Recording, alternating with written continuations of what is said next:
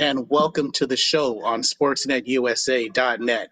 And we've been looking forward to this particular episode for a few weeks now because it's one of these topics that you don't know. Honestly, you don't know.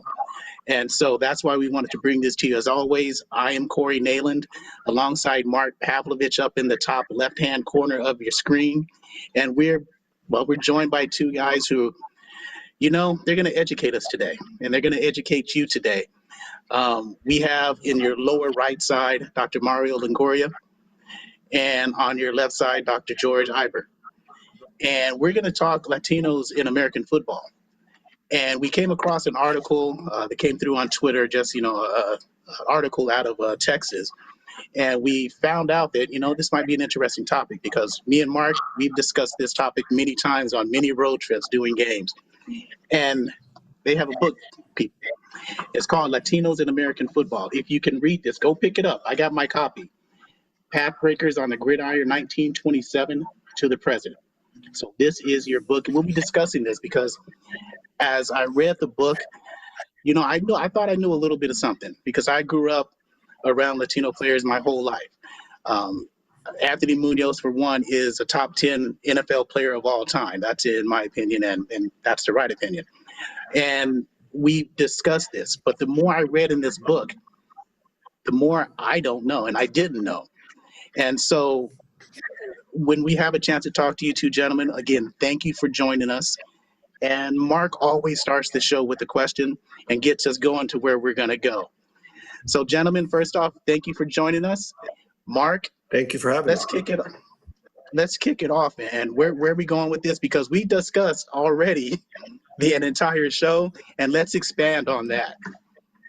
Well, I'm going to go first, Corey. When I look at both the gentlemen there, you look at George, who is underneath me, who teaches U.S. history, Latino history. He's a historian on the true fact. And when I looked at the book, and then we got Mario, who knows what he knows, and the history behind him in education and with football, and two proud gentlemen of the Latino culture. My first question is to both of you gentlemen, especially to you, George.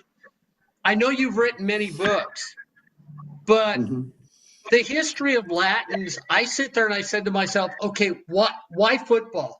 Why are we going to football? There's so much that is not known about the Latin community in the United States. Let's be realistic.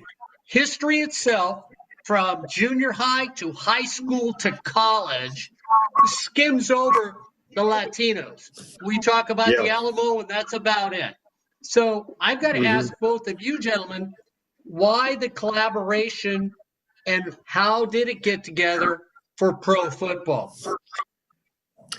Well, if I may lead off, I can answer, I think, that question in a couple of parts. Number one, when I was in graduate school, when I was finishing graduate school at the University of Utah before I started at Texas Tech, I came across a wonderful book called Athletes Remembered, which was written by Mario Longoria. And I remember going through that and saying to myself, man, this is just the coolest thing ever. I can't believe how many Latinos this individual has found who have played professionally and collegiately. Now, the issue with the book was it came out in 1997, and Mario did his research all the way through to the merger in 1970. My family got to the States in the late 1960s. I'm from Cuba. And we had a couple of Cuban athletes here in the state of Florida. Ralph Ortega, great linebacker with the Florida Gators, and the Cuban comic Carlos Alvarez, who was a great receiver for the Florida Gators. So almost at the moment that I got to the States, I started getting interested in American football. So, I've always loved the sport. I didn't play like Mario did, but I tried out and I got whacked around a couple of times, and I said, this is not for me. So that's part of the way that I got into the sport. Now, in regards to the story of Latino participation, I got to tell you something. When I got to Texas Tech and I started doing research on this topic, I had several colleagues who said, "Oh, that'll never go anywhere because Latino athletes who played football or who played." But little by little, I began to go to different parts of the state of Texas, Kingsville, Benavides, the Valley, and San Antonio, of course. And I began to find these folks, and there's a there. And little by little, I began to pile up that research. I eventually got in touch with Mario, and I said to Mario, "Hey, we've got to bring this thing up to date because you went through 1970, you went through the merger. We're now 40 some years beyond that. We got to bring this up to date." So that's really the genesis of the book. And so with that genesis, so we'll take it to Mario now. We know why it came through. What prompted you to write this book? Your first But, book, and then we'll move on to the second. well, a major factor in that was my relationship with my college roommate, Efren Herrera. I got out of the service in 1970, and I went to school in California, and I went to Santa Monica City College. And then during that time, I happened to meet Efren Herrera, who was from Mexico, and he was playing at UCLA. And he got us tickets to the games and so forth. And we would sit around in the apartment in the evening, and we would talk about, well, how many Mexican or Mexican Americans are there have played professional football or have played in college? Now, I think we can only come up with maybe a list of about 8 names or so. And at the time, there were current like Joe Cap, Tom Flores, and a few others. He said, well, there's got to be more. So then, I was keeping that in mind and so forth, gradually returned to San Antonio, and then settled down. And then I said, well, I'm going to start looking around.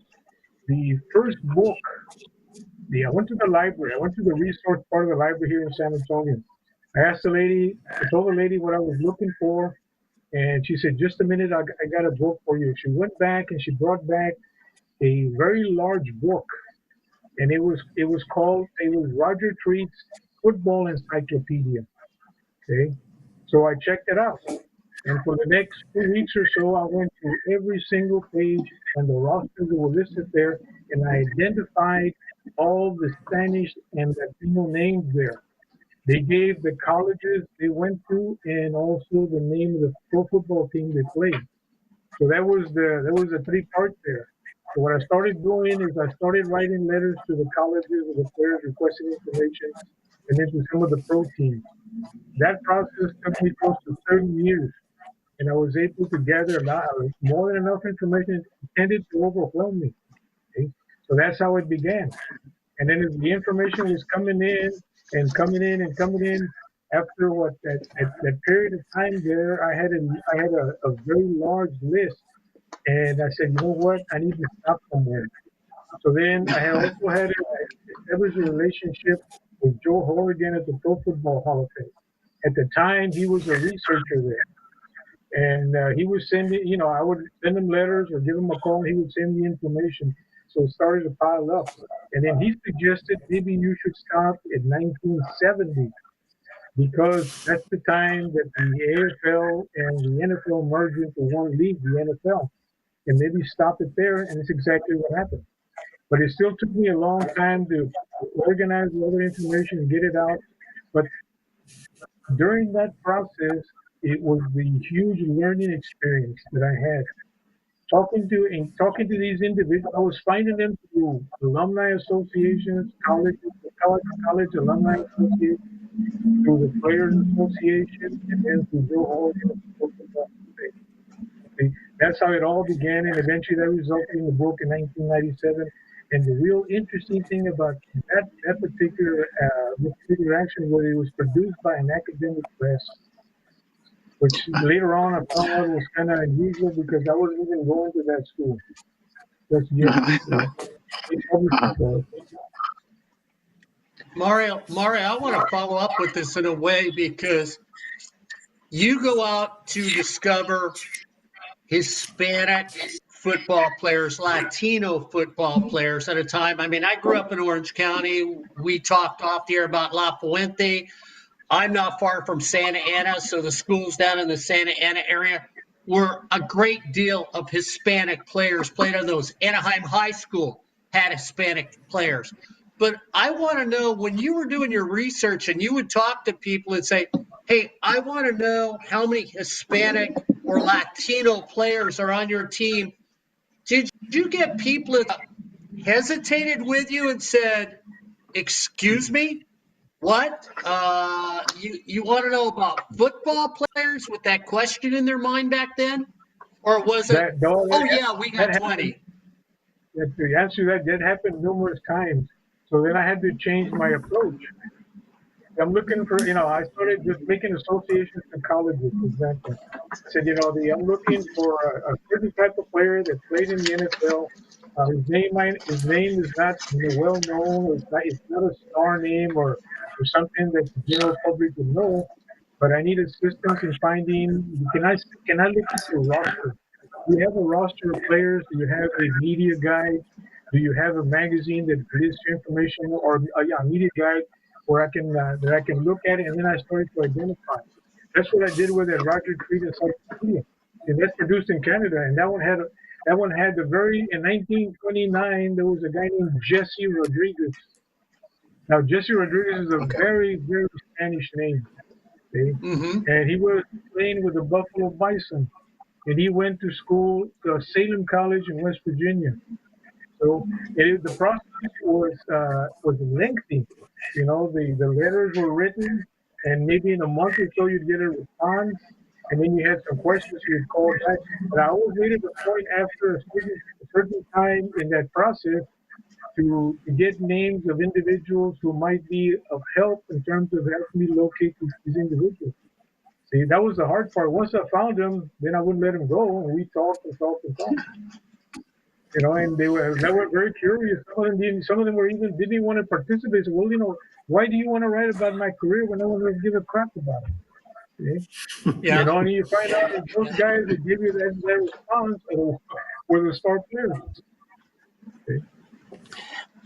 Well, And it and progressed. Corey, I need to follow up on this because Okay. Mario, I'm reading the book, and I'm looking at players that don't have Hispanic surnames. Yeah. And both you gentlemen would put down and you'd say, well, his father was and his mother was, and oh, his father married a woman who was Latin. So here goes the other thing. Mark Pavlovich, you put in the book as me being a Hispanic football player, but everybody goes, wait a minute, that's Pavlovich. So I've got to ask both of you even more on that. How did you get past when you looked at a Van Buren and said, Yeah. okay, how do I discover that Van Buren is of Hispanic? Even Tom Fears. Let's be realistic. Tom Fears is not a Hispanic last name. How did you gentlemen get to that point? I mean, this is all I'm looking at before I'm even looking at the content of your book, thinking, how did you do the research on this? Uh, Either one of the you can answer that. I'll start, Well, Jorge, and you can pick up the one with go. Joe Cap. We knew that Yeah. Joe Cap was Chicano. There was no doubt about that.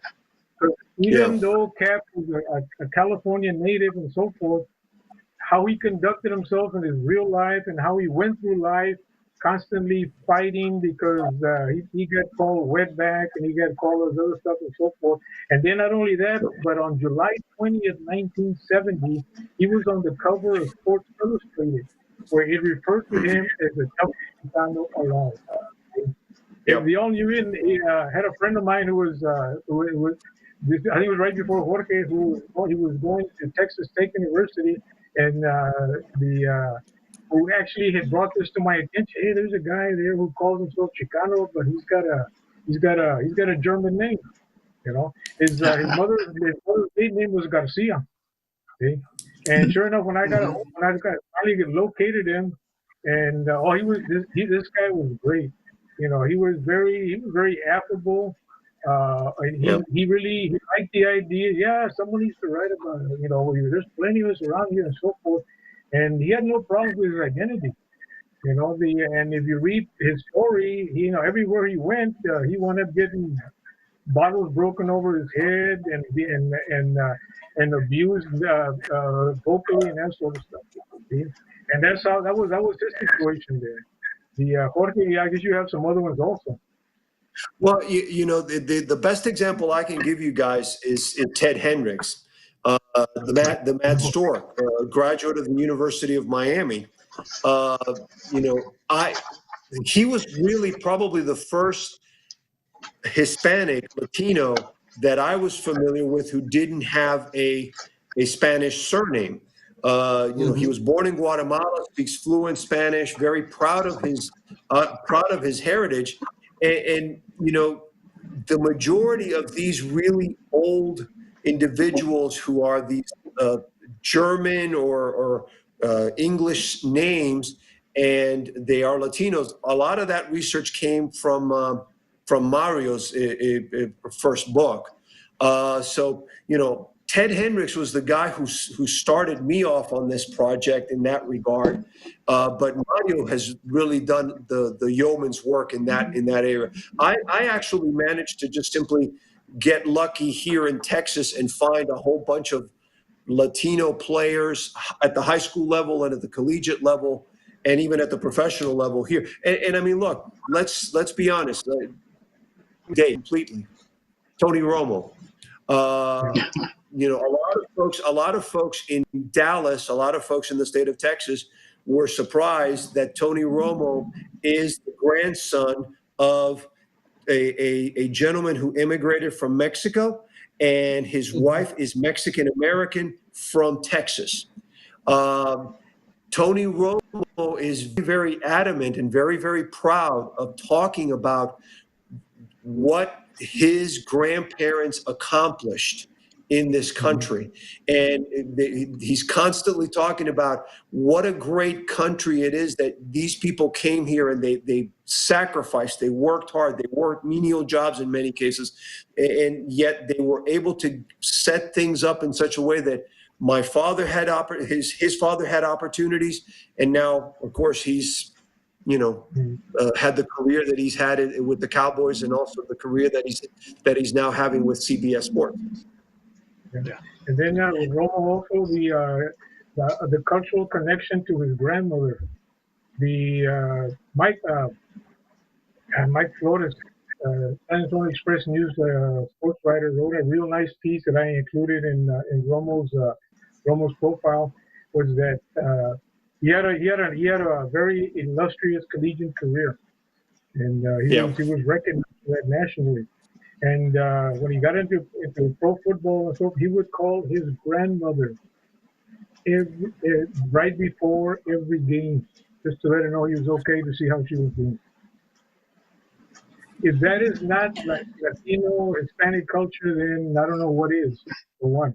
Yep. But the visibility he gets now is something else. Okay? Now here's another one. Tom Pierce. Okay, I went to because I was a student of Dr. Rudy Acuna at Cal State Northridge. When the book came out, he brought me to Los Angeles, and I did some presentations at USC, at Cal State LA, Cal State Northridge, and I think it was 2 other colleges. I went to present it there. Well, at Cal State LA, after I made my presentation, there was a Hispanic gentleman. He was an elderly gentleman. He came up to me and and he was very complimentary of the book. He said, "Man, finally, we have something done that reflects what our people are doing, are contributing to this society." Which I thought, he said, and then he was very respectful. He said, "I hope you don't mind," but he tells me in a very soft voice, "You forgot one. You forgot one," because I had 39 in the book. But you forgot one, and I said, "Well, listen." So he asked me to get closer to him, and sat down there in the lounge, and he says, there was a guy, he referred to Tom Pierce as a Chicano. There was a Chicano who went to school here with the Japanese, and he lived in the Japanese neighborhood there in East LA and so forth. He's Mexican, he speaks Spanish, so forth. He's got an Anglo name. He was a terror in high school, and then when he got to college, he was great, and so forth. So then after that, this was after the book. It took me a few years to find him, and when I did find him, he had just passed away. And I spoke to his wife, Luella. Oh, she was very nice. She's the one that told me what his mother's maiden name was, Valdez. Valdez. And she spoke very highly, and that he had lived in. He was born in Guadalajara, Mexico, and that they lived there for 9 years. His father was an engineer working for a mining company there. They moved to Los Angeles about the time that the World War II broke out, and he grew up speaking Spanish, so English was his second language. But because he was a good guy, he had a brother who was just as good as he was, but he didn't get the attention the town did. And so I didn't get a chance to speak to him. His wife shared a lot of information with me, a lot of information that kind of it actually enabled me to compose his biography, his memoir. Great. And if I may jump in, let me sort of bring things. I grew up in Florida, and one of the guys that we came across who is Latino is Rick Casares, the great running back from the Chicago Bears of the 1950s. And a lot of folks, maybe outside of the state of Florida, are not familiar. There's a community in Tampa called Ybor City, Ybor, Ybor City. And that community is Cuban, Spanish, and Italian. A lot of people working in the cigar industry, cigar rollers. Both of my grandparents on my dad's side were cigar rollers, but in Miami. And Rick Casares is one of a group of Spanish/Cuban/Italian athletes who are very prominent in the history of the state of Florida. Went to play in various schools. A lot of them wound up at the University of Florida. A lot of them actually wound up going to school at Georgia Tech. There's actually been like a Cuban American organization in Georgia Tech and at the University of Florida since like the 1930s and 1940s. Casares is a fascinating individual. The Tampa Torpedo was his nickname, and he grew up in this Cuban, Italian, Spanish milieu in Ybor City. Always very proud of it. One of the reasons he actually finished up his career with the Miami Dolphins, with the expansion Miami Dolphins back in 1966. Actually, if I remember correctly, he might have scored the first offensive touchdown in the history of the Miami Dolphins. And part of the reason why they brought him was because, he's Cuban, he's Hispanic, and that's when the Cuban Americans were coming in large numbers to Miami, and they wanted to try to attract. The same thing with the great Manny Fernandez, one of the members of the great no-name defense. Now, Manny is an interesting fellow. His family is Spanish, and they actually a lot of the family actually wound up in Hawaii, and then his parents eventually came back to California. Now he's a fellow University of Utah graduate, but Manny Fernandez, when he wound up with the Miami Dolphins out of the University of Utah, was one of these individuals who people would come up to, hey, Manny Fernandez, of course you got to speak Spanish, and of course he didn't. So there's a lot of really odd, quirky stories like that in the book, because just like Ted Hendricks, you don't think necessarily that he is Latino, and you don't necessarily expect him to speak Spanish. Speaks perfect Spanish.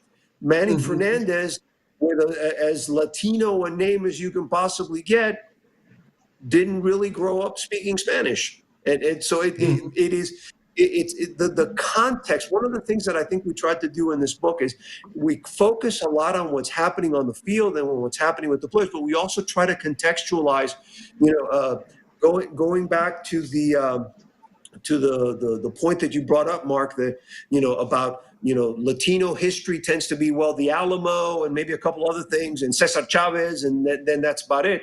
We try to give a context of how Latinos are fitting into the broader American history while these guys are playing football, and what that means to the rest of the the rest of this population and to just the country in general.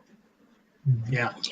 And staying The, with that point, could you both of you expand on that point throughout your book? Like, let's take a history lesson throughout your book and expand on that identity and the circumstances that these players have to go through just to get to a certain level. Uh, Enlighten us on Yeah. that more, please. Well, the many, go ahead, Mario. Go ahead. the Manny Fernandez situation was he was at Utah State.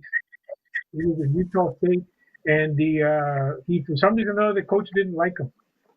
No, The he was at information I was Utah, able Mario. to get, yeah, for the information I He was was able to get was not Stan. Say Make again, sure Jorge? you get that right. I'm a Utah graduate. He was at Utah, not Utah State. Okay, yeah. And that was that the information I was able to find speaking to someone who knew him personally. I talked to him a couple of times. He was not a very talkative fellow. He was nice and courteous and so forth. He appreciates someone giving him some recognition because he said I never got much when I was with the Dolphins because of the linebacker. He said I always get. He said the linebacker hits me harder than the opponents do. You know, we're doing some stunning on defense and stuff. And his coach, his collegiate coach, is the one that told him he wasn't going to go anywhere because of who he was. Okay? And he apparently was very upset with that. Okay? And then when the Dolphins took an interest in his last name, he was a pretty good football player. They took an interest last name because they wanted they were doing this to increase the number of people that go in the league. Okay? And of course, they didn't know he didn't speak Spanish, although he had told them. But they said no, he's probably doing that because he, for whatever personal reason he might have for that. But eventually, he went over there, and he just got better and better and better because of the team he was with, and the coach and the leadership with that. So his professional career was a stark contrast to what he had in college in terms of his development. Okay? Now, the Rick Casares, his full name was Ricardo Jose Casares. Okay? I talked to him about 3 or 4 times. This guy was a thrill to talk to. You know, he still had that rush in his voice when he talked about football. That's how much he loved the sport. Hopefully. And here's something very interesting with Casares. When I called the Chicago Bears to get some information on him, I pronounced it phonetically like you do in Spanish. Rick Casares. And the gentleman told me, he says, hold on. He said, no, we don't have anybody by that name here. He said, no, you do. I've been with you guys for about 9 years. I said, no. He said, no. He said, spell it for me. So I spelled it for him. He said, oh, you're talking about Casares. Oh, yeah, man. And all of a sudden he said, you remembered him. See? And I finally got a hold of him and so forth. He was an outstanding ball player. And he was fierce. He was very fierce. And even in his later years and so forth, when him and I talked football, it felt as though as soon as he got off the phone, he went outside, threw the ball around. He was that good. Was notable with Cáceres is the fact that he's the only Latino to hold an NFL rushing record, 1956. Yep. Now, going the point I think that one of the points that you guys brought up here is this idea of what these guys faced. And I think that part of what you saw, especially early on in the 1920s and 1930s, and there's a section in the book where we found some old doctoral dissertations and some old articles that talked about the athletic abilities of the different races.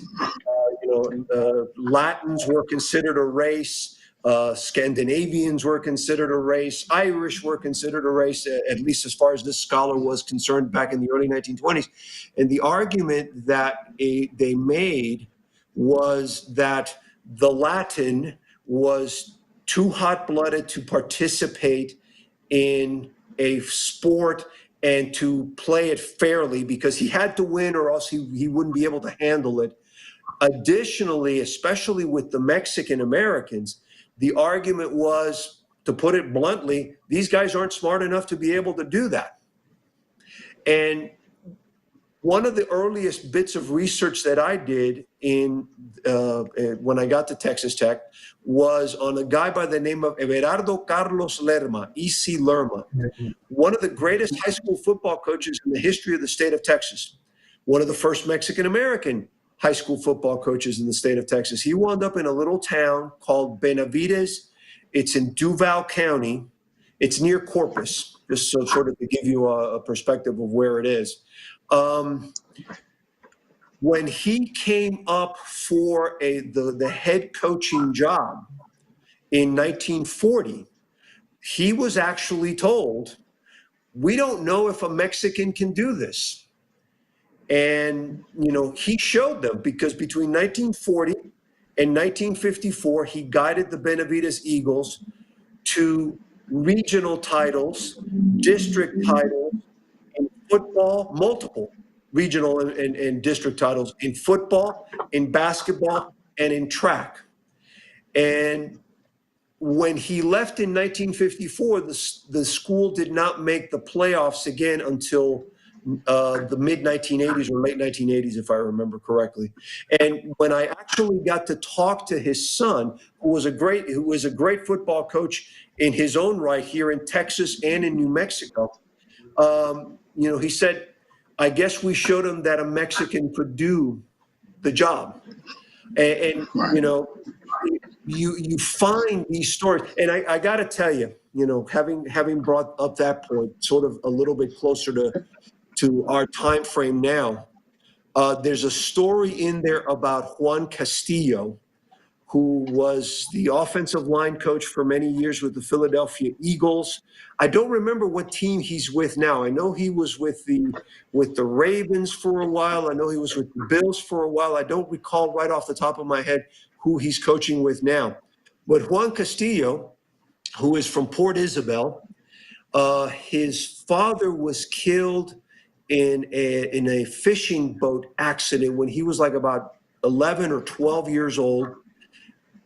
Basically had to work to help his mother make ends meet.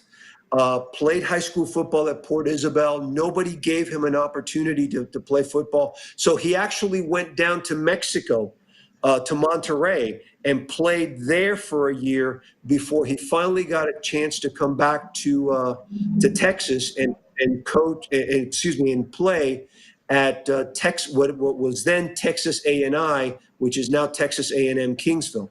Okay, he gets into the pipeline of the NFL, eventually winds up basically breaking down film for John Gruden with the Philadelphia Eagles. And everybody knows the reputation that John Gruden has as far as being a fanatic and a lunatic of working constantly. And Juan decided, if John Gruden gets there at 3:30 in the morning to break down film, I'm going to be there at 3. And he gave me a great line. We historians live for these lines. He gave me a great line when he said, it took a Mexican to outwork John Gruden. So, let's stick with that for a second, because we're talking about the league accepting the gentleman. But what I loved about the way you both wrote the book is I grew up with a lot of Hispanic friends. So when both you gentlemen brought up the word family, I mean, yeah, when you walked into a Latino house, a Hispanic house, you knew grandmother, grandfather, mom, and dad. And if you didn't speak the language, you better understand it real fast. And I always tell everybody, if grandma put something down in front of you, you ate it no matter what it was, because you didn't insult grandma. So in your book, you incorporated family with a lot of these stories. You would talk about mom, dad, brother, sister. When did the Hispanic community look at football, as the Black community has, as a way to get education, further themselves in the community, or strike it rich like Danny Villanueva did, where he took his money and rolled it over into a media empire? When did that start for the Hispanic community? Said, hey, there's a gold mine out there, let's grab it. Well, initially, keep in mind, this is the background. First of all, the Latino is a collective thinker. You know, family comes first before anything else. There's no denying that, and that's not going to change. Okay, so here you have a young Chicano who's doing very well athletically and so forth. He gets a scholarship. Okay, of course, all that, when that comes to be is that after, the family has given their blessing and so forth, he goes, and they're thrilled to death. He's getting an education because oftentimes, or historically, there's been deprived for the Mexicanos to go to college because of the mentality and of the way they thought of Mexicanos were. There's a thing in the book there that causes, I firmly believe in, where they talk about Mexicano goes from exclusion to marginality to finally incorporation, and even the incorporation is still a tentative thing. Okay? There are a lot of obstacles in the way. Okay? But the Mexicano goes at it thinking his family goes with him, not physically but mentally. Okay? And that's how oftentimes he overcomes a lot of the barriers that get in front of him. Okay? Yeah. Practice, for example, there's only two Latinos in the football team. The rest are Anglos and so forth. Okay, there's a competition for a position, or a position on tackle or on a guard or a tight end. Okay, oftentimes and I'm going to use a term that maybe I shouldn't. When I get real comfortable, I start using, for example, say the Anglos on the team want their friend that they brought into the team to be the first tackle on offense. So what they're going to do is during the drills, the Mexicano is going to suffer a beating continuous to make him look bad, so this other guy can get the position. I've heard that story even at the professional level when I did the research with the Mexicano. Okay? So it's doubly, and of course they're competitive. See, but if you're there all alone and there's no one there, when you turn around, there's no one there to kind of help you a little bit or give you the little nod of the head to go, go ahead and give it a try. It's difficult, okay, but they overcame. Yeah. History now shows that they encountered all kinds of obstacles, but they wanted to play the sport. The Jorge Prieto stories that we include will give you a good idea as to how that story repeats itself continuously with individuals and with groups of Mexicanos throughout the history of professional football and collegiate And football. the thing about Jorge Prieto is, he plays football primarily in Mexico, but Right. and it goes back to the point I think that you were bringing up. He utilized his opportunity to play football to become eventually a medical doctor. And Right. the really cool story of the really cool aspect of the Jorge Prieto story, as far as I'm concerned, is the fact that he talks about how what really got him interested initially in football was the fact that there was this Catholic school, Notre Dame, and he wanted to go to Notre Dame and he wanted to play for Notre Dame, and of course he didn't. But he did go. He did finish part of one aspect of his medical training at Notre Dame. But the man goes on to become a very successful, very prominent physician in Chicago. Opens a series of clinics in some of the more some of the poorer neighborhoods in the community, and I think really if you look at the very end of the book, we talk a lot about this. There's not a lot of Latinos playing at the college level at D1. If you tend to go down to the lower divisions, FCS, Division II, Division III, NAIA, you're seeing some of these young men who are getting an opportunity to play. And let's face it, the overwhelming majority of them are not going to make it to the NFL. Okay, fine. But you know what? I've had an opportunity to continue to play the game I love, and I've got a degree. And that is Yeah. going to change the trajectory of my family's economic and social future into the next X number of generations. Because now all of a sudden, here is a Latino who has played collegiate football, Here's a Latino who has a college degree. Here's a Latino who has become a professional individual in some field. Now, when I have kids, that's the same expectation that I've got for my kids, and so on, God willing, so on down the line. Exactly. Exactly. And you speak of that, and that moves it a little bit forward to that growing up, that family atmosphere, that family that's with them everywhere a player goes. Does that carry on to another thing that I found in your book about a role model aspect that, Charles Barkley, in the 90s said, I am not a role model. But it seems like with the circumstances that Latino footballers had overcome and what they did after playing football, they didn't necessarily seek out being a role model. It just seemed that they were role models for the younger generations.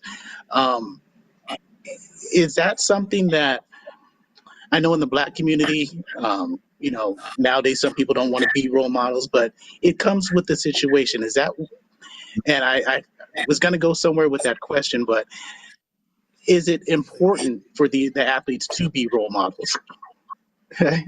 There's always one question that I forget where I'm going with. Well, Sorry, guys. I'll address that. I think that's something that's in the process. Okay, use the Yeah. word role model. Okay, role model is used the in the is used very seldom in the. I'm going to refer to South Texas. Okay, and it's there, and it's oftentimes made reference to, but it's not something that someone strives to be that, you know. But I say that with a lot of confidence. Okay? I've looked at some of the for example, there was a football player, a young football player from the Dallas Fort Worth area. Really, he was the number one recruit in the state. Okay, he got all kinds of offers, and his objective in college football was the University of Texas at Austin.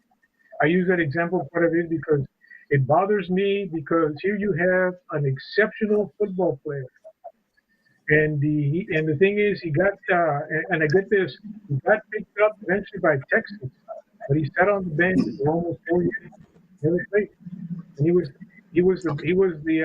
he had all the physical characteristics and all the goals had already been met and superseded in terms of speed, in terms of agility, in terms of balance, in terms of mindset, in terms everything, all the checklists. He was at the top, but they didn't play him. And then when I did the research at the university to find out why this guy was not playing, just because they asked me what I was there, and I told them I was there to write a piece, and I got the usual canned answers from the sports information office.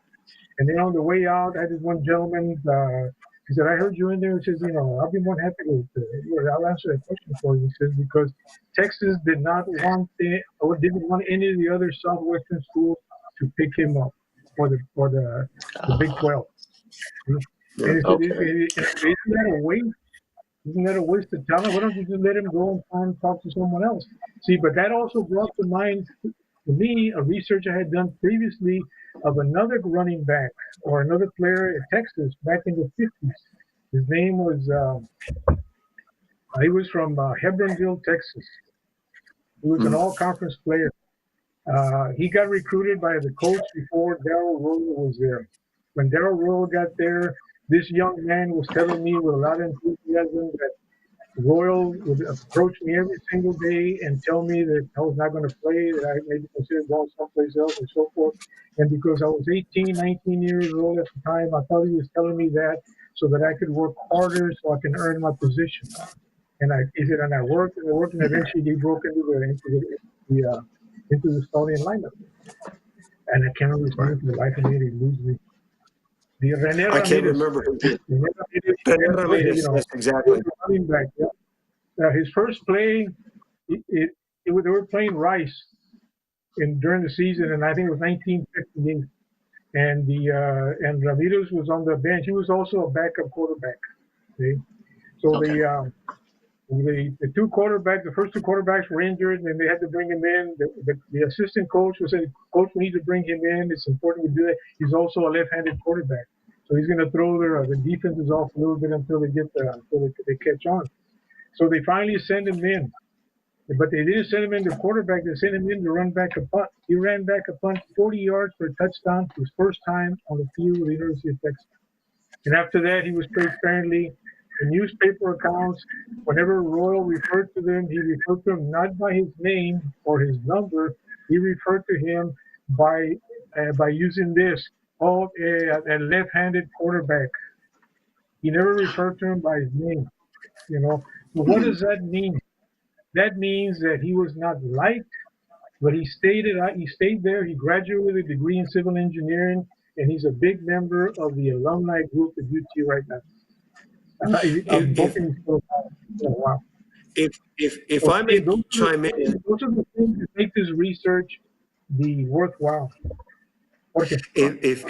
if I may chime in, I've got two stories that I can share with you. First of all, Corey, to your question, I think very directly. I think Latinos, especially in football, I think baseball is a different matter because Latinos have been, there's a lot more of us in Major League Baseball and in the minor leagues. I think in football, we're a little bit behind where African Americans are as far as being role models. Anthony Munoz, I think, is a perfect example. I mean, he's a great humanitarian, does a lot of charity work, does a lot, very Christian, very religious individual, does a lot of work along those lines. I think that he is really a model for other people to emulate as a role model. So I think that hopefully as we get more and more of these men, these individuals into these positions, and whether it's in football or other sports or in business or in education, I think that that's a good example to follow. But I do have to tell you, there is a power to this. And again, another wonderful story and a wonderful line that we historians live for. I wrote one of the first articles that I wrote on high school football in Texas is about the Donna Redskins, which is a team that won the state title in 1961. It is the first predominantly Latino. I think there were like 18 players. I think 11 or 12 of them were Mexican American. The team wins the state title. It's all detailed in the book. But the really key part of the story happened when I went down to Donna to visit some of these players, and I got to talk to one of them. And he had recently retired from working in the post office, and he told me the following story. He says, I went to the post office in Donna. I was waiting in line to do whatever. And this older gentleman taps me on the shoulder and he says, are you so-and-so from the 61 Redskins? And he says, yes, I am. And I think there were like two or three brothers in this family on that team. And he says the gentleman then turned to his wife and in Spanish said, my dear, this is one of the brothers from the 61 team when we showed the gringos that we too knew how to play football. So there is a role model without wanting or attempting to be a role model. So George, let's stick there for just a second. I mean, I know George is a big Pittsburgh Pirate fan. So I'm going to use one of the Pittsburgh Pirates, which Roberto Clemente, when he played baseball, felt so shunned. Like Clemente would say, there were the white players, there were the black players, there was another player, and then there was me. I was a nobody nationality-wise. When I read your stories, and again, I had a good feeling where every one of your stories was like, hey, it's sort of got a happy ending. But I have to ask brutally, you look at the Hispanic players, and I look at the stories from the 1927s and the 30s, the players that you and Mario both talked about, and I never saw anything really in there, this underlying theme that, and we know it's true today in everyday society, that the Hispanic player in football was not treated with love, affection, respect, or any sort of dignity. And I know you wanted to have your book upbeat because you're talking about Hispanic players in football, but there's got to be a dark side that maybe neither one of you wrote about.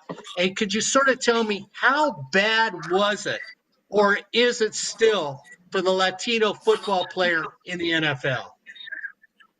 Well, if I may, not so much in the NFL.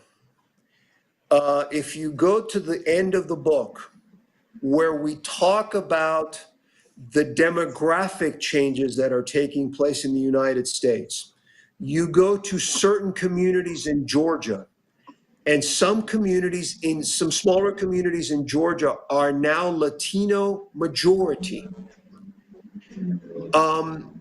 How are those people perceived in those places?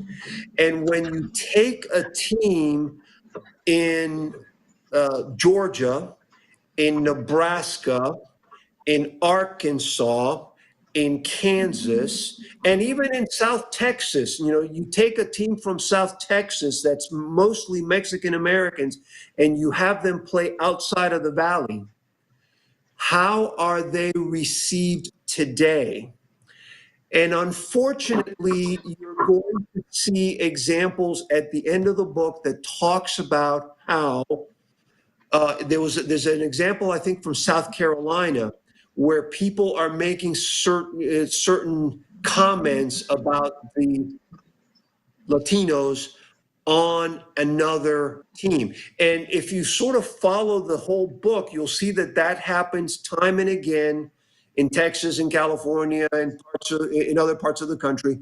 But unfortunately, it's still happening in some places. Now, I'm one of these kind of these half kind of guys. Okay. Sort of think that ultimately what people have to decide or think about is we want our local high school team to win, by God. We want our high school team to do well, and we want them to win football games. This happened earlier with African Americans.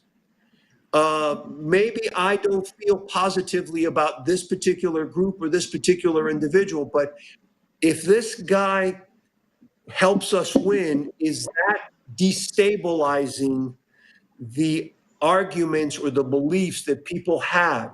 Think about what happened with some of the guys on the Brooklyn Dodgers in 1947 with Jackie Robinson. I see that happening to an extent here. It's a matter of identity. See?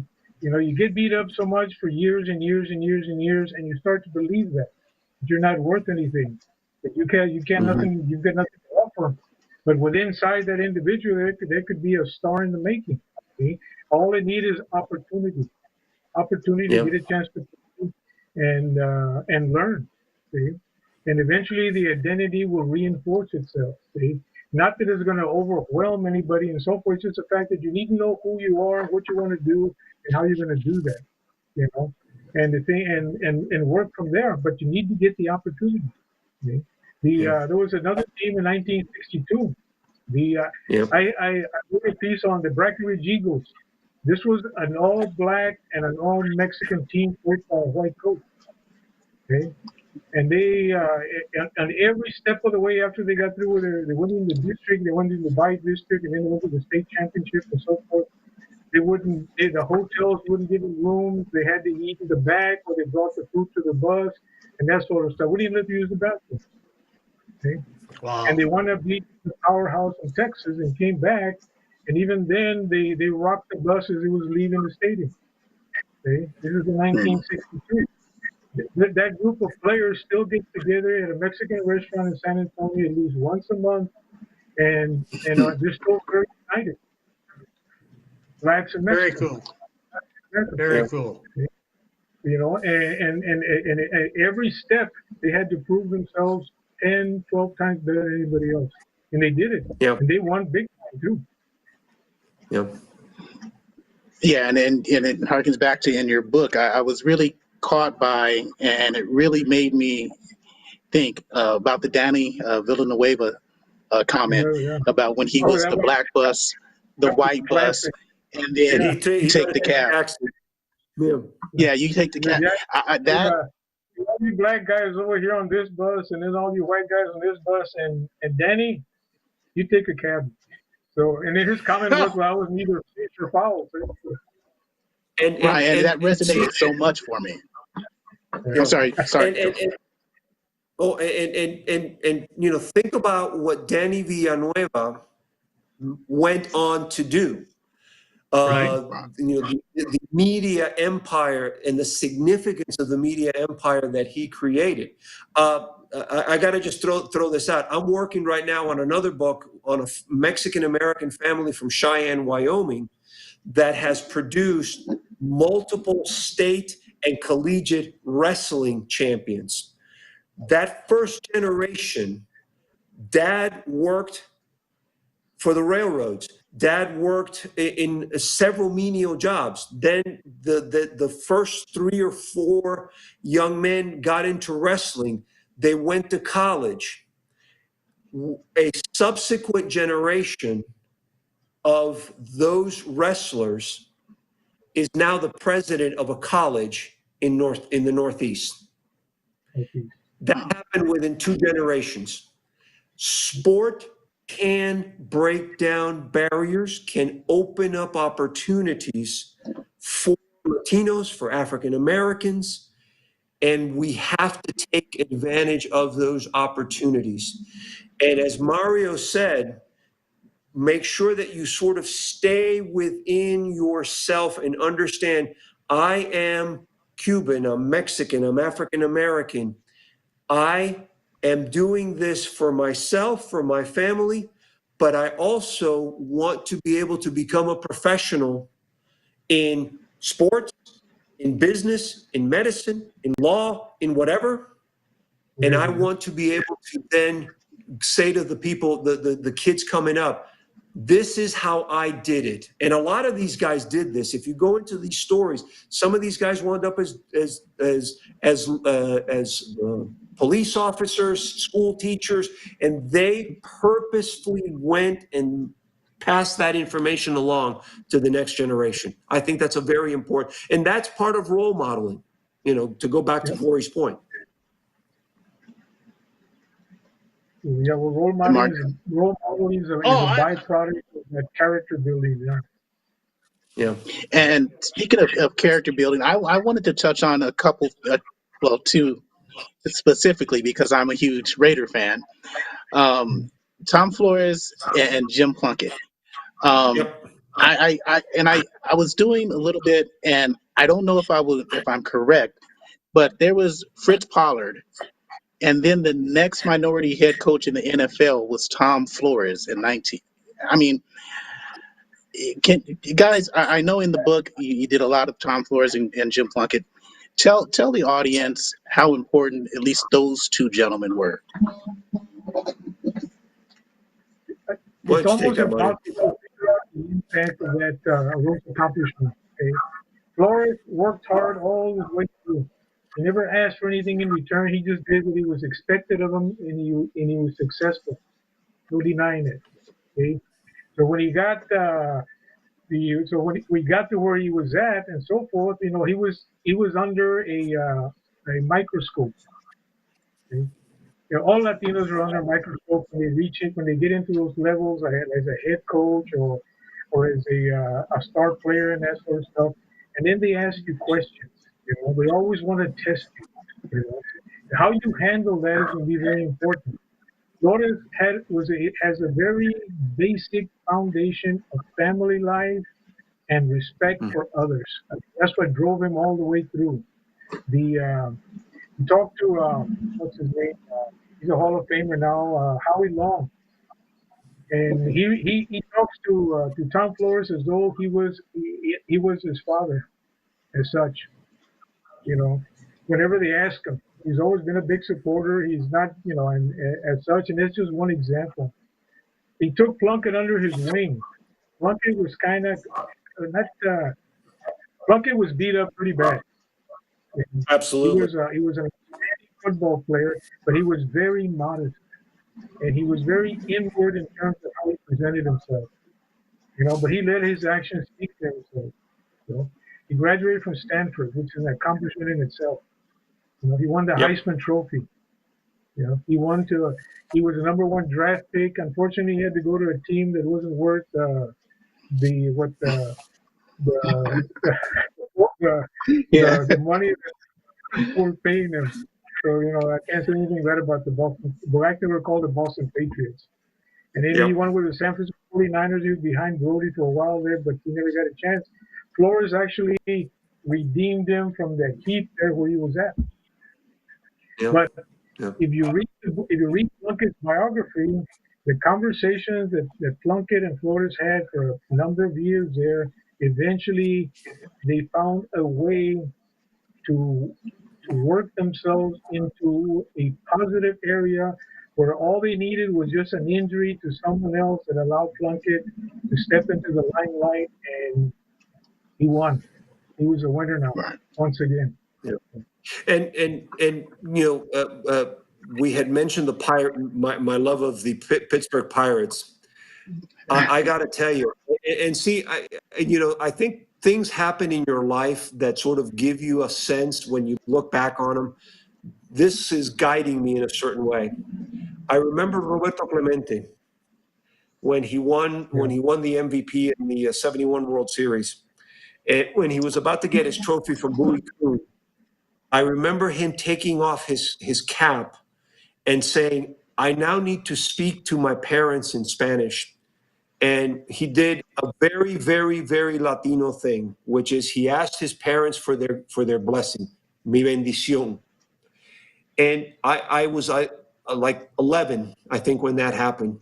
And I remember being a little kid in Miami and watching that and saying to myself, "That's pretty darn cool." Now, I hope that I get to do that, something like that, and ask my mom and dad for their blessing someday. And these are significant moments in Latino history.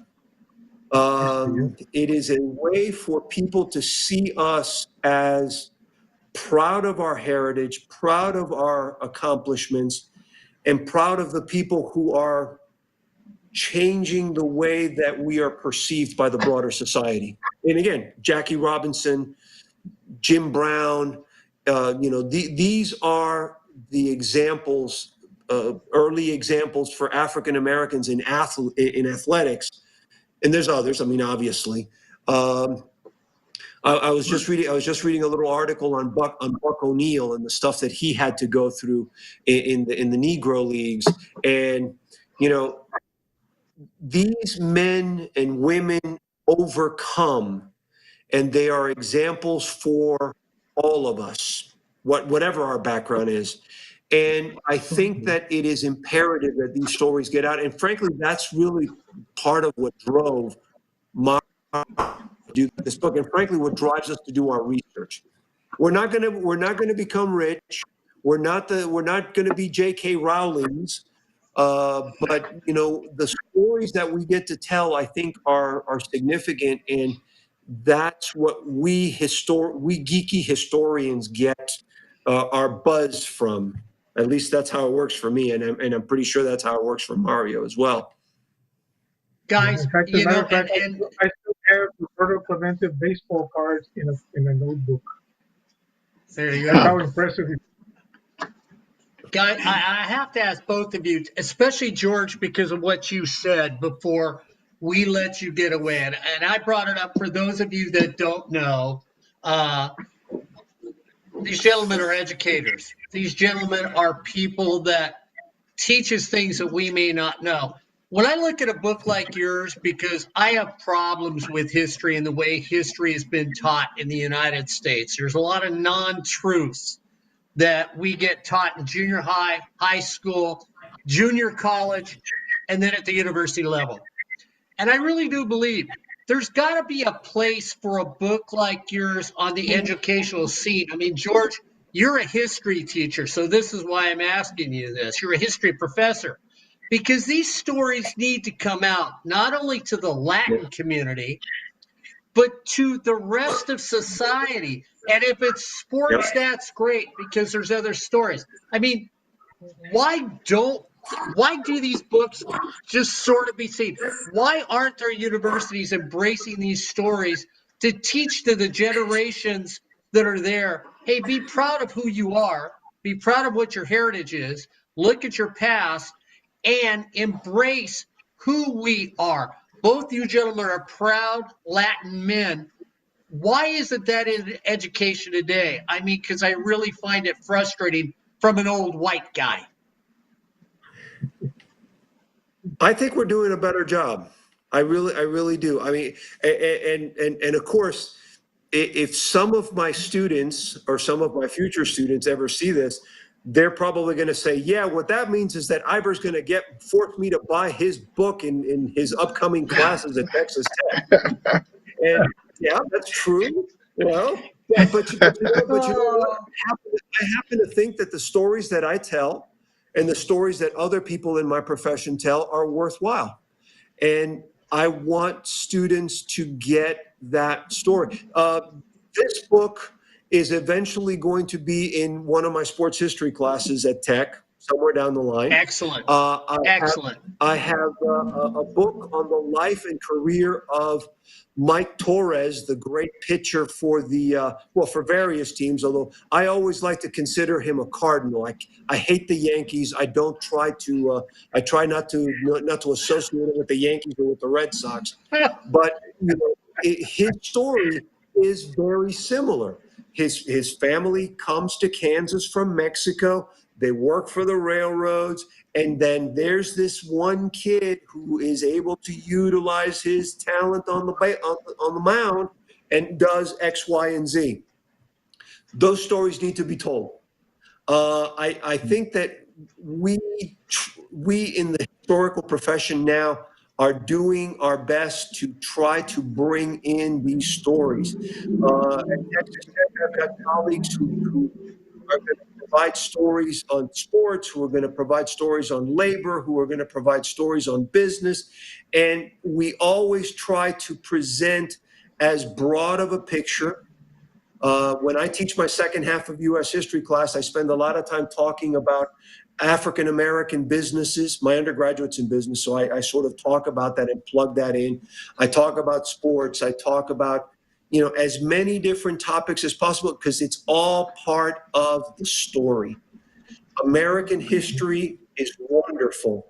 There's a lot that's positive about it. There's a lot that's negative about it, but that's what makes us human.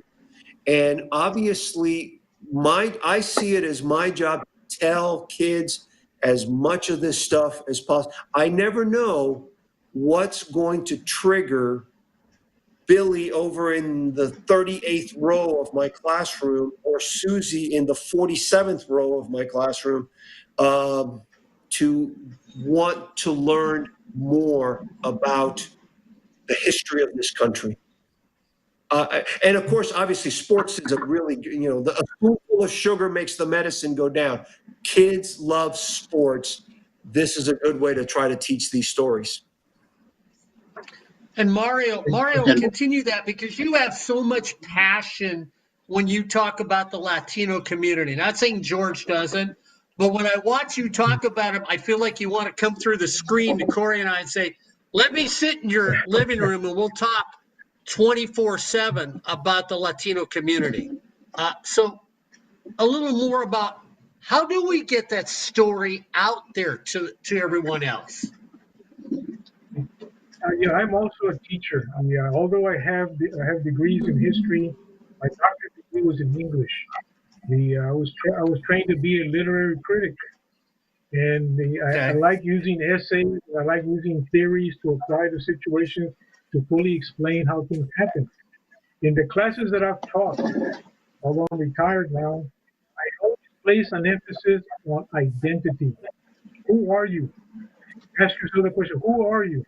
This is Jorge had outlined a little while ago. Who am I? What do I want to do? Where am I going? How am I going to get there? Those kinds of things. I emphasize that, but not to the point where it detracts from the subject matter. Okay? The American history, okay, sports history is part of the American experience. Okay?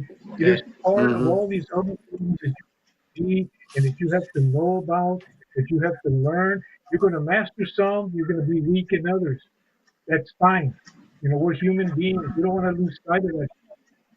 So, and the thing is, and I always buttress that with respect. You want to know something? Ask questions. Ask many questions. And there's no such thing, and people hear this all the time. There's no such thing as a secret or a bad question. You want to learn. And people should understand that as best they can. If not, then you have to show them by example and not just with words. Okay? I try to do that in the classroom as much as possible. And that's why I'm so passionate about studying Mexicano history because not many people know that. Yeah. Their minds are still clouded or still filled with the wrong images and ideas of what a Mexican is in the United States. Okay? So I don't push that. I present it to them in a situation where they have to think for themselves and then ask questions, and then in given time they'll be able to answer their own questions. Okay? So that's part of the learning process. Okay? The the And educational system, the gentlemen, public educational system in Texas is lacking in a lot of things. Okay? There's a movement right now what they call Latino studies in Texas at both the elementary, the middle school, and the high school. There's still little by little that's taking a little hold, and the kids are responding well to that. But still, we need a little more state support, which is oftentimes very slow in coming. But it's something is being worked on. Right now, I'm a resource teacher to that particular project. gentlemen, thank you very much for coming on with us. I mean, we went a little bit over, but we're so glad we got an opportunity to talk to you both. Remember, pick up this book. Okay, it's very educational. If you like sports, you like history, it's the book for you. Dr. Iber, thank you very much. Continue what you're doing.